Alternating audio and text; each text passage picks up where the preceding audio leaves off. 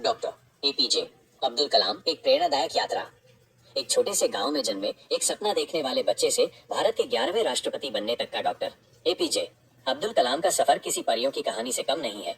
उनका पूरा नाम अबुल पाकिर जैनुलाब्दीन अब्दुल कलाम था और उनका जन्म 15 अक्टूबर 1931 को तमिलनाडु के रामेश्वरम में हुआ था। उनका परिवार बहुत अमीर नहीं था और उनके पिता मछुआरों को नाव किराए पर देते थे। छोटी उम्र से ही कलाम ने परिवार की मदद करने के लिए समाचार पत्र बेचना शुरू कर दिया था। कलाम पढ़ाई में बहुत मेहनती थे। उन्हें विज्ञान और गणित से खास लगाव था। उन्होंने तिरुचिरापल्ली के सेंट जोसेफ कॉलेज से भौतिक विज्ञान में स्नातक की डिग्री हासिल की और फिर मद्रास इंस्टीट्यूट ऑफ टेक्नोलॉजी मिट से एरोनॉटिकल इंजीनियरिंग की पढ़ाई की। उनका सपना एक फाइटर पायलट बनने का था, लेकिन नियति ने उनके लिए कुछ और ही तय कर रखा था। वो इंडियन एयरफोर्स के लिए सिर्फ एक सीट से चूक गए। हालांकि इस निराशा ने उन्हें रोका नहीं। 1958 में वो रक्षा अनुसंधान और विकास संगठन डीआरडीओ में शामिल हो गए, जहां उन्होंने एक छोटा हेलीकॉप्टर डिजाइन किया। बाद में 1963 में वो भारतीय अंतरिक्ष अनुसंधान संगठन इसरो में चले गए। ये वही जगह थी जहां उन्होंने भारत के अंतरिक्ष कार्यक्रमों को एक नई दिशा दी। उन्हें भारत के पहले सैटेलाइट लॉन्च व्हीकल SLV-III के सफल विकास का श्रेय दिया जाता है, जिसने 1980 में रोहिणी उपग्रह को कक्षा में स्थापित किया। इस उपलब्धि ने भारत को अंतरिक्ष क्लब में एक मजबूत स्थान दिलाया। कलाम का सबसे बड़ा योगदान भारत के मिसाइल कार्यक्रम में था। उन्हें भारत के मिसाइल मैन के नाम से जाना जाता है।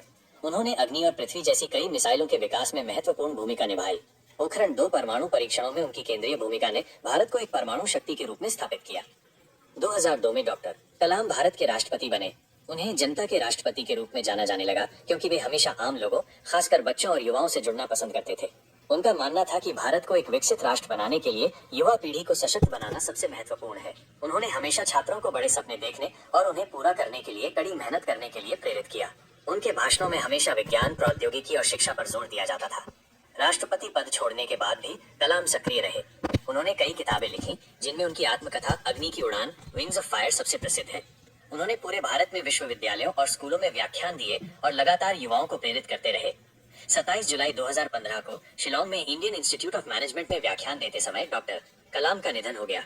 उनके निधन से पूरे देश में शोक की लहर दौड़ गई, लेकिन उनका जीवन और उनके विचार आज भी लाखों लोगों को प्रेरणा देते हैं। डॉक्टर एपीजे अब्दुल कलाम सिर्फ एक वैज्ञानिक या राष्ट्रपति नहीं थे।